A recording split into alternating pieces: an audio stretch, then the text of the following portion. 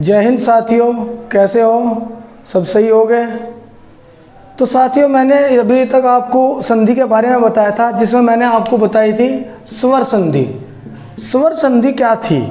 स्वर संधि में आपको स्वर संधि के भेद, स्वर और स्वर के मिलने से, यानी कि स्वर वर्ण और स्वर वर्ण के मिलने से जो विकार उत्पन्न हुआ था वो स्वर संधि थी। वहीं आज हम आपको एक संधि है हमारी व्यंजन संधि, व्यंजन संधि, उसके बारे में बताएंगे। तो व्यंजन संधि की जो परिभाषा है वो देखते हैं क्या है। व्यंजन संधि वह संधि है जिसमें व्यंजन का व्यंजन अथवा किसी स्वर से मेल होने पर जो परिवर्तन होता है वह व्यंजन संधि कहलाता है। यानी कि व्यंजन का मतलब क्या है? हमारे जितने भी हमारे क, ख, च, छ, ज, झ, या जितने भी हमारे व्यंजन हैं, जो 41 व्यंजन, उनके अंदर जो भी विकार उत्पन्न होगा व्यंजन के साथ तो वह व्यंजन संधि कहलाएगी। जैसे क के साथ में वो होगा, विकार होगा, तो जब भी व्यंजन संधि होगी तो इसका अर्थ ये हुआ कि जिसमें हमने व्यंजन का विकार व्यंजन के साथ किया तो वह क्या होगी? व्यंजन संधि। इस संधि को हम हल के नाम से भी जानते हैं, क्योंकि संस्कृत में महेश्वर सूत्र में एक शब्द है हल, क्योंकि यह है से ल के मध्य जितने भी वर्ण स्थित है उन वर्णों के बारे में इस संधि में विकार उत्पन्न होते हैं। तो इसके आधार पर इसको हल संधि के नाम से भी जानते हैं। ठीक है, तो इसका जो हम सूत्र लिखते हैं, नियम लिखते हैं, वो देखते हैं कि व्यंजन संधि क्या है, व्यंजन संधि है क्या।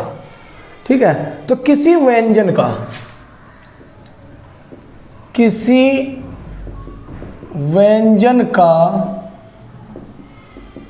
व्यंजन से अथवा व्यंजन से अथवा स्वरों, स्वर कौन से? ए, आ, ई, ऐ, उ, जितने भी हमारे स्वर हैं, यानी अथवा स्वरों से मेल होने पर, स्वरों से मेल होने पर उत्पन्न विकार,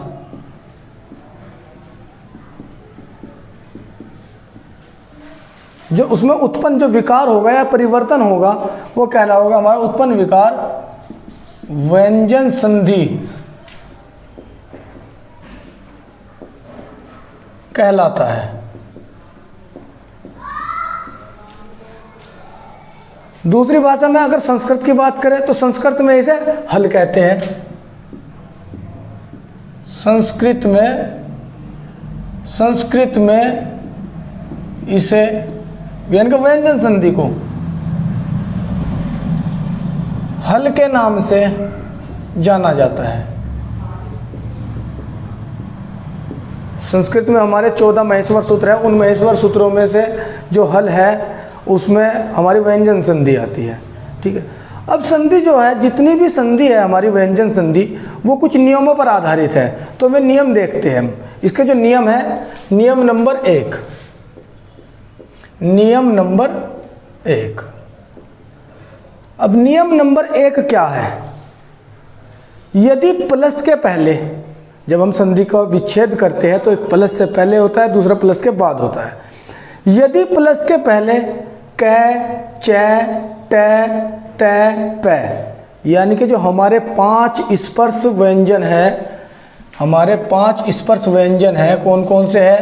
क, च, ट, त और प, ये हमारे क्या है? वर्ग है, वर्ग।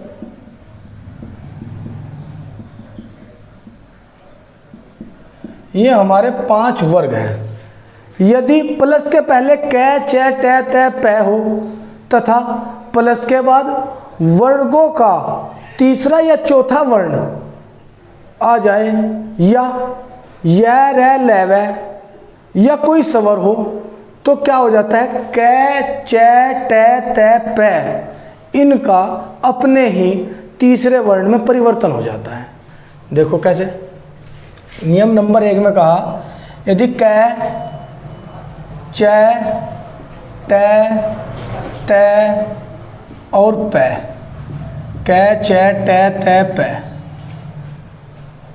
इनके बाद में यानी कि ये प्लस से पहले है, यदि प्लस से पहले कै, चै, टै, तै, पै ये हो, और प्लस के बाद में क्या हो, प्लस के बाद में य, रै, लै, वै, य, रै, लै, वै, या कोई अन्य स्वर हो, कोई अन्य स्वर वह और अन्य स्वर, कोई अन्य स्वर हो, तो क्या हो जाएगा, कै का कै, ख, गै, चै का चै, छै, जै, टै का टै, ठै, डै, दै, और पै का पै, फै, बै, इसमें परिवर्तन हो जाता है। ठीक है, तो ये क्या है, ये होती है हमारी स्वर व्यंजन संधि। ठीक है, जैसे उदाहरण देखते हैं इसका, इसमें जो उदाहरण है उनके बारे में देखते हैं, कौन कौन से ऐसे उदाहरण हैं जो हमारे व्यंजन संधि के नियम नंबर 1 पर आधारित है। जैसे देखते हैं वागजाल, वागजाल। अब जब हम इसका संधि विच्छेद करते हैं तो क्या होता है, वाक प्लस जाल, वाक प्लस जाल। कै कैसा होगा, ये हलंत वाला। क्या हुआ, ये कै था, कै का परिवर्तन गै में हुआ था। ठीक है, कै का गै में हुआ था, इनके प्लस से पहले क्या है, कै है, तो बदल के क्या हो गया, गै। दूसरा देखते हैं, दूसरा देखते हैं हम इसमें क्या देखते हैं, षड दर्शन, षड दर्शन। जब इसका संधि विच्छेद क्या करते हैं, तो ये होता है हमारा षट प्लस दर्शन, षट दर्शन का बाद षट दर्शन। वहीं देखते हैं भगवद गीता, भगवद गीता। तो जब हम इसका संधि विच्छेद करते हैं तो क्या होता है, भगवत प्लस गीता, भगवत गीता। ठीक है, उदय देखते हैं, उदय,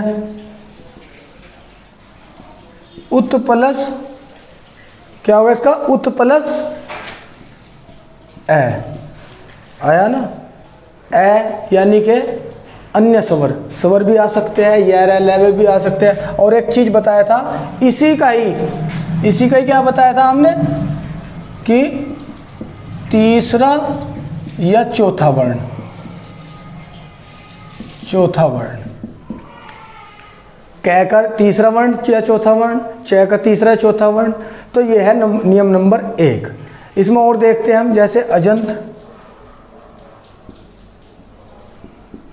अजंत, अजंत का संधि विच्छेद क्या होगा, अजंत का संधि विच्छेद क्या होगा, ये आप कमेंट बॉक्स में लिख कर बताओ कि इसका संधि विच्छेद क्या है। जगदीश का देख लो, जगदीश,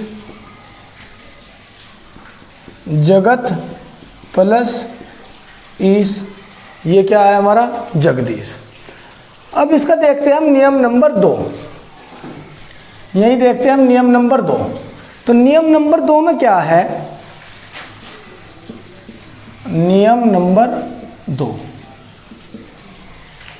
इसमें क्या नियम है, यदि प्लस के पहले कै, चै, टै, तै, पै पांचों वर्ण हो तथा प्लस के बाद में कोई भी नासिक्य वर्ण, नासिक्य वर्ण हमारा, जैसे हमने कै का क्या था, ख,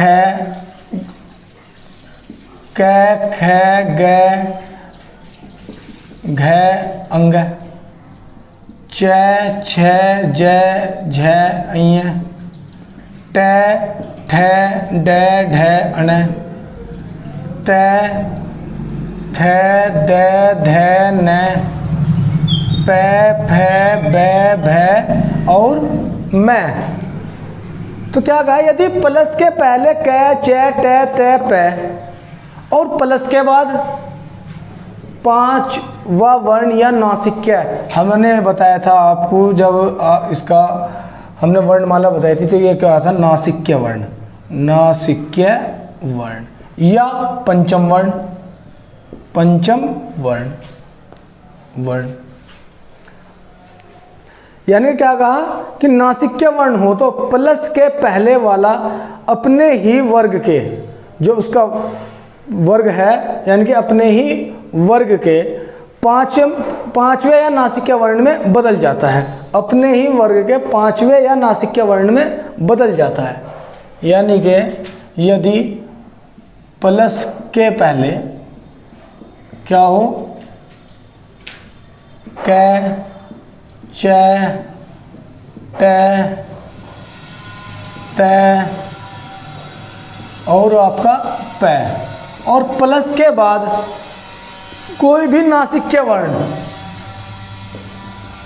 नासिक्य वर्ण या पंचम वर्ण भी कह सकते हैं हम इसे, क्या क्या कह सकते हैं, पंचम वर्ण, ये आ जाए तो ये अपने ही वर्ण का, अपने ही वर्ग का 5वां अक्षर बन जाता है।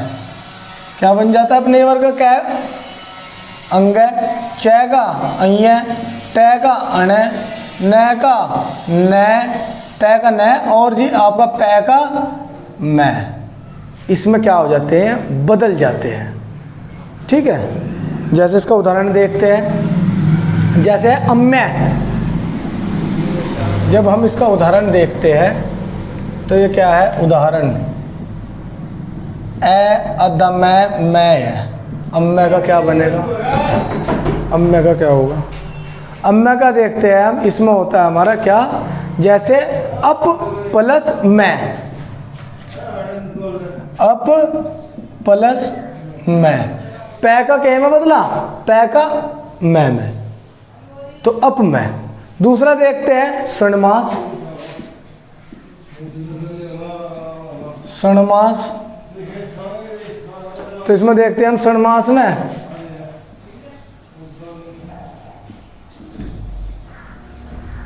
षट प्लस मास, षटमास। देखते हैं सन्मार्ग, सन्मार्ग, तो सन न का तय में सत प्लस मार्ग, ये क्या हुआ हमारा, सन्मार्ग। वहीं एक नेक्स्ट देखते हैं हम एतन मुरारी, क्या है, एतन मुरारी, तो न का क्या हो जाएगा, तय का, तो इसका हो जाएगा एतत प्लस मुरारी, एतत मुरारी। तो ये हुआ हमारा नियम नंबर 2। इसमें और भी शब्द है वो देखना आप, जैसे रुचम्य, जैसे हमारे उन्नति है, तो उन्नति के बारे में आप कमेंट बॉक्स में लिखोगे, उन्नति, इसका संधि विच्छेद क्या होगा। ठीक है, अब इसके बाद में देखते हैं हम 3 में क्या है कि जब यदि प्लस के पहले, यदि प्लस के पहले तय या द हो तथा प्लस के बाद च और छ आ जाए तो तय द के स्थान पर च हो जाता है, तय द के स्थान पर च हो जाता है। देखते हैं कैसे, यदि प्लस के पहले, यदि प्लस के पहले क्या हो जाता है, या तो हो च और या क्या हो, या तो हो तय और या द, और प्लस के बाद च और छ हो जाए, छ और छ हो, तो तय और द कौन से में बदल जाते हैं, तय और द च में बदल जाते हैं, तो तय और द च में परिवर्तित हो जाते हैं।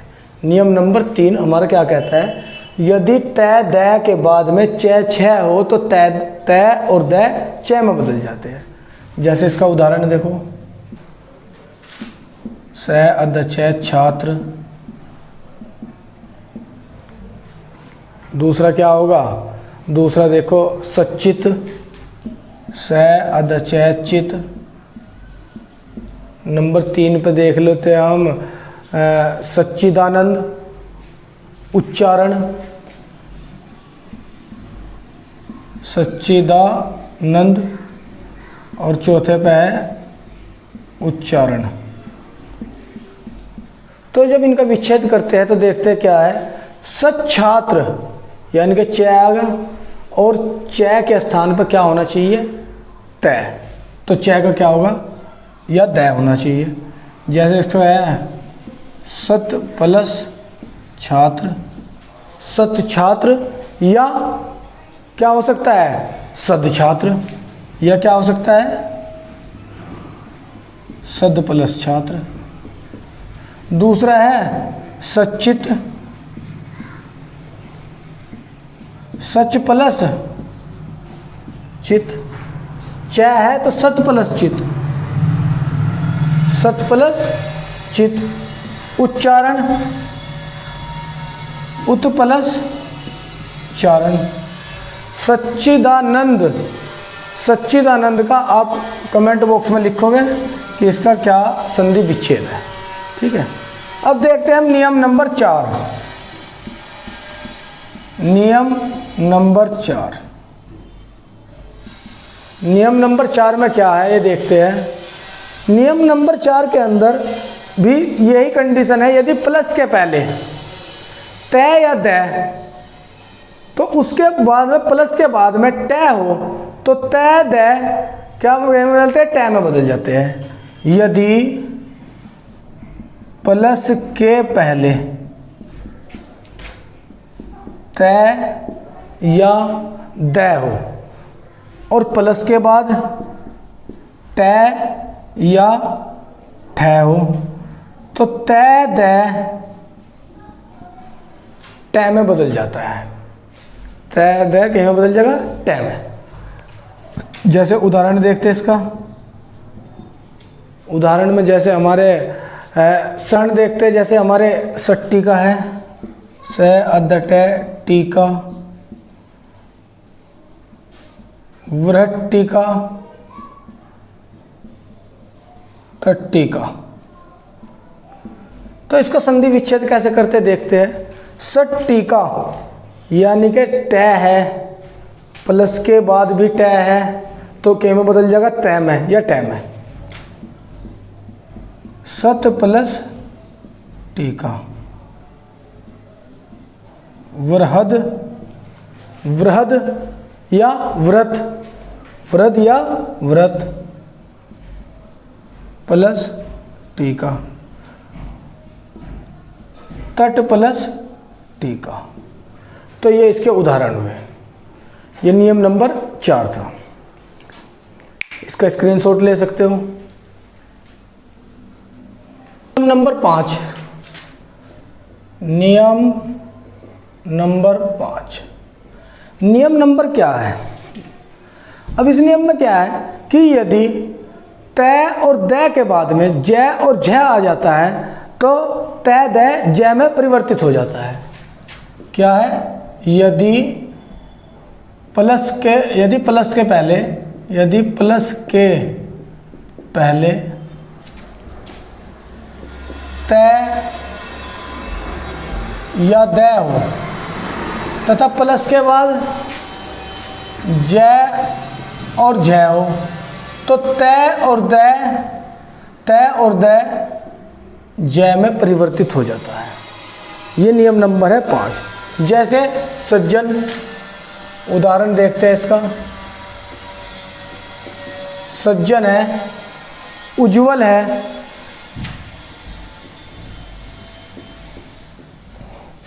जैसे उज्ज्वल। जैसे हमारा है विपजल, विपजल, विपजल। या उसके बाद देखते हैं हम कौन सा, इन तीनों का विच्छेद। सज्जन का क्या होगा संधि विच्छेद, यानी कि जय है ये रहा, जय से पहले क्या होना चाहिए, तय होना चाहिए, जैसे सत प्लस जन। उज्ज्वल का उत प्लस ज्वल। विपद या विपत, तो क्या होगा इसका, विपद प्लस जल। तो ये हुआ हमारा नियम नंबर 5। नियम तय दय प्लस जय और जय। इसके बाद देखते हैं नियम नंबर 5। नियम नंबर 5, नियम नंबर 6 क्या है। नियम नंबर 6, यदि प्लस के पहले तय दय हो तथा प्लस के बाद लय हो तो तय दय लय में परिवर्तित हो जाता है। डायरेक्ट नियम देखते हैं, यदि प्लस के पहले, यानी कि प्लस के पहले क्या होगा, तय या दय, और प्लस के बाद क्या होगा, लय, तो तय दय हलंत वाले लय में बदल आद्य लय में बदल जाते हैं। तो यह है नियम नंबर 6। जैसे उदाहरण, उल्लास, और कौन सा है, तल्लीन, उल्लेख, तल्लीन, उल्लेख या उल्लंघन।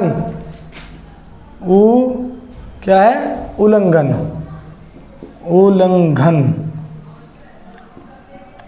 अब जब हम इसका विच्छेद देखते हैं तो क्या होगा, यानी कि लय से पहले क्या हो रहा, तय या दय, तो उत प्लस लास, उल्लास, तत् प्लस लीन, तल्लीन, उत प्लस लेख, उल्लेख, और नेक्स्ट है हमारा उल्लंघन। उल्लंघन का क्या होगा, चलो, उत प्लस लंघन, उल्लंघन। तो ये क्या हो गया हमारे नियम नंबर 6। तय दय के बाद यदि लय आता है तो तय दय के स्थान पर लय हो जाता है, हलंत वाला लय, आधा लय। अब नियम नंबर 7, नियम नंबर 7 देखते हैं हम क्या है। नियम नंबर, अब जितने भी हमारे नियम हैं वे जू के तू ऐसे ही है, प्लस के पहले क्या है और प्लस के बाद में वो क्या परिवर्तन हो जाता है वो हम देखते हैं। कैसे, जितने भी हमारे शब्द हैं उन शब्दों की संधि विच्छेद करने के बाद में हमें पता चलता है कि ये किस नियम के आधार पर परिवर्तित हुआ है। ठीक है, अब नियम नंबर 7 क्या है हमारा। नियम नंबर 7 है हमारा, यदि प्लस के पहले तय दय हो और प्लस के बाद स हो, बड़ा स, तो तय दय च में, तय दय किसमें, च में, और स छ में परिवर्तित हो जाता है। ठीक है, चलो देखते हैं। यदि प्लस के पहले तय और दय और प्लस के बाद स हो, यदि प्लस के पहले तय दय हो और प्लस के बाद स हो तो तय और दय ये किस में परिवर्तित हो जाता है, ये हो जाता है हमारा आपका च में, और स किस में परिवर्तित हो जाएगा हमारा, छ में। मैं देखते हैं सबसे पहले क्या है इसका। नंबर 1 पे है सच्छात्र,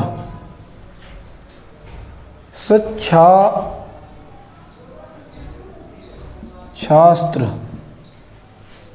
दूसरा है सच्छासन, सच्छासन। तीसरा है उच्छ्वास, उच्छ्वास, उच्छ्वास। और नेक्स्ट है सच महच शक्ति। क्या है, महच शक्ति। तो जब हम इनका विच्छेद करते हैं तो देखते हैं कि इनका विच्छेद कैसे हुआ। सच्छात्र, च परिवर्तित होगा तय में और छ परिवर्तित हुआ हमारा स में। तो देखते हैं सत प्लस 6 का क्या हो जाएगा, से, शास्त्र, सत प्लस शास्त्र, सच्छात्र,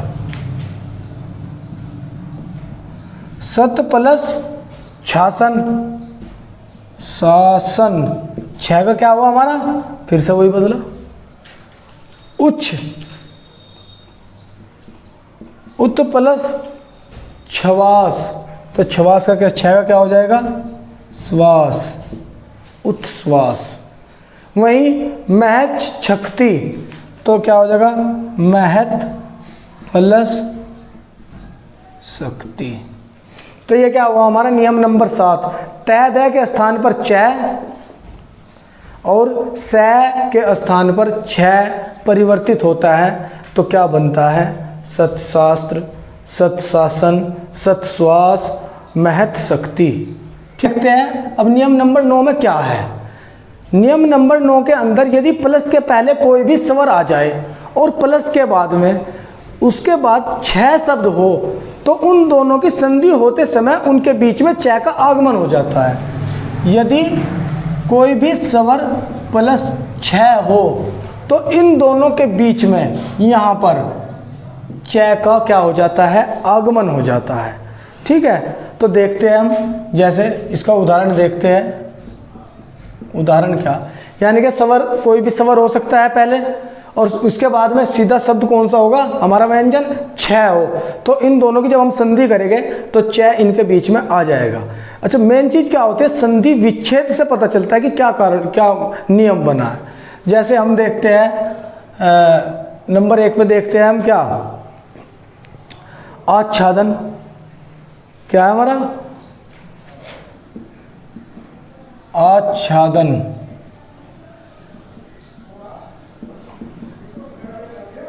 परिच्छेद,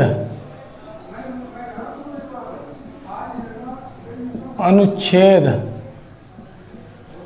आच्छादन, परिच्छेद, अनुच्छेद और विच्छेद या विच्छेद। और 5वां देखते हैं हम, एक वृक्ष,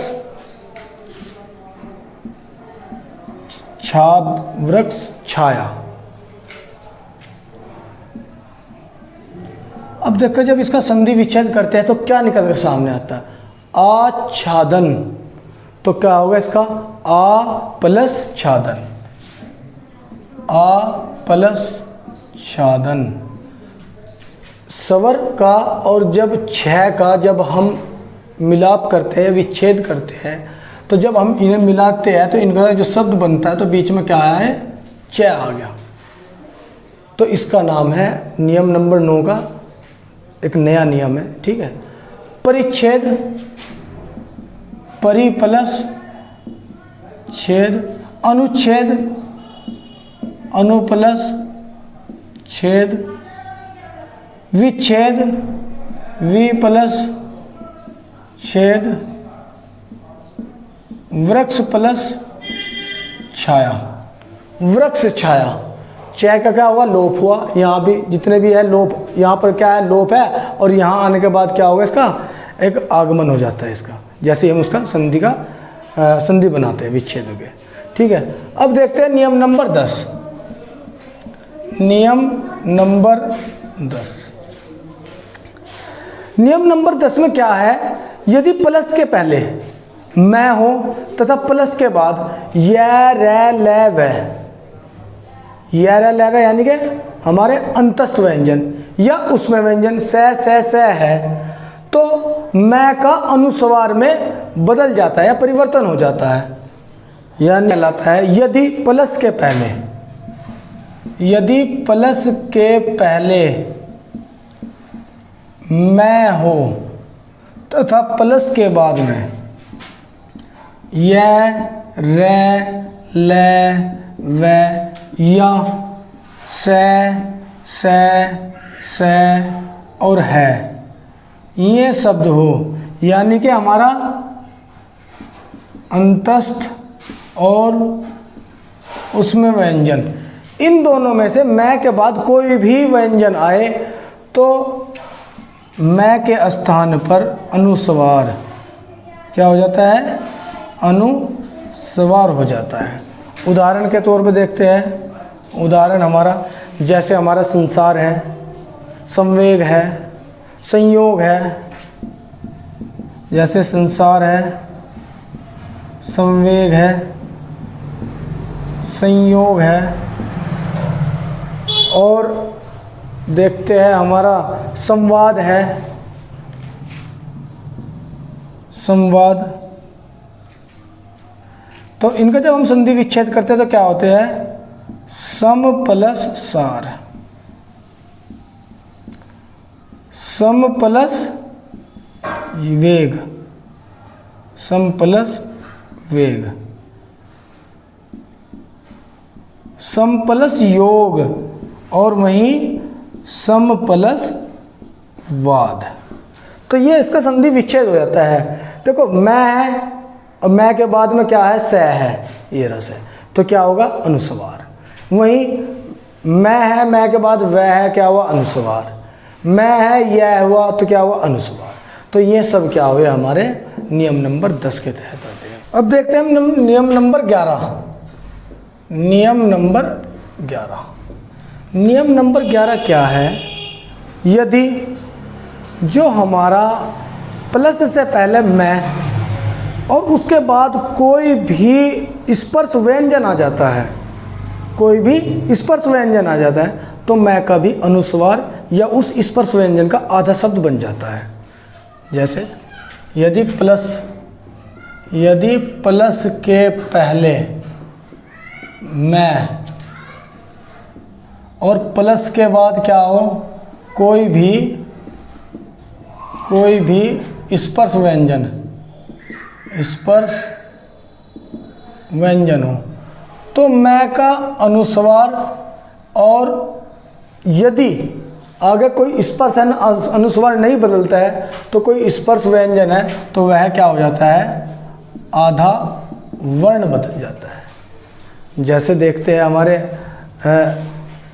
इसमें शब्द है आपके, एक तो संपूर्ण है, संपूर्ण के बाद है संचय है, संजय है,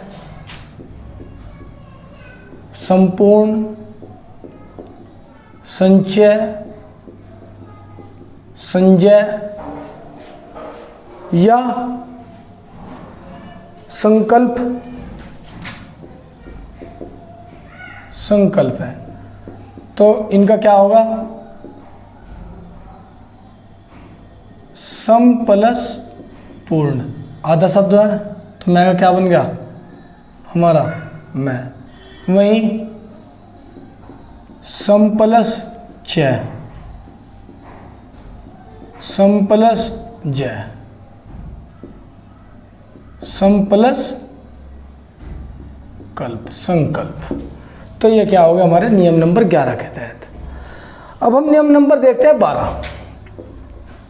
नियम नंबर 12, नियम नंबर 12 में क्या है? यदि प्लस के पहले ए आ को छोड़कर कोई भी अन्य स्वर आ जाए, ए और आ, पहले दो वर्णों को, पहले दो स्वरों को छोड़कर, और प्लस के बाद में स आ जाए, तो वह स पेट पटा स वाला या पै स वाला बदल जाता है। यानी कि यदि प्लस के पहले ए और आ, इन दोनों को छोड़कर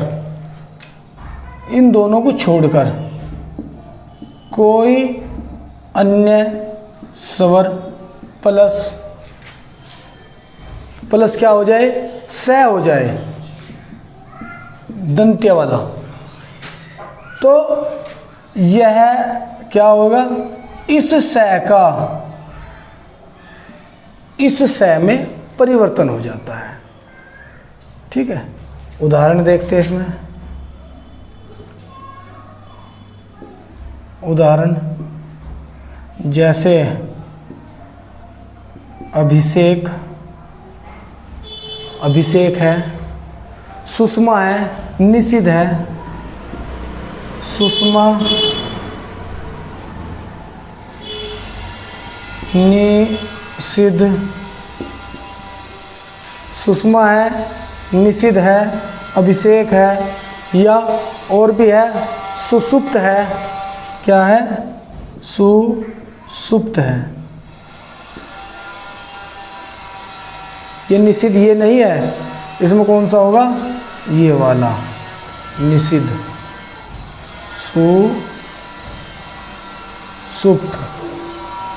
सुषुप्त, अभिषेक, सुषमा।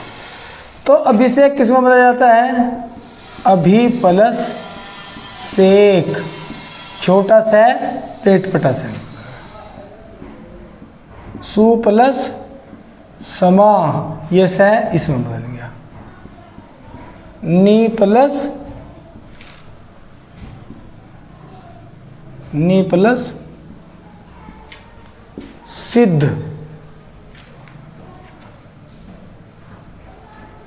या सु प्लस सुप्त। तो ये हुआ हमारा नियम नंबर 12। ठीक है, तो ये हमारी संधि हुई व्यंजन संधि। व्यंजन संधि के बारे में जितने भी नियम थे वो सब आपको बता दिए गए, इसको अच्छे से पढ़ना। ठीक है, इसके बाद में जब हम संधि बताएंगे उसका नाम होगा विसर्ग संधि, उसे भी पूर्ण रूप से बताया जाएगा। ठीक है, तो धन्यवाद बच्चों।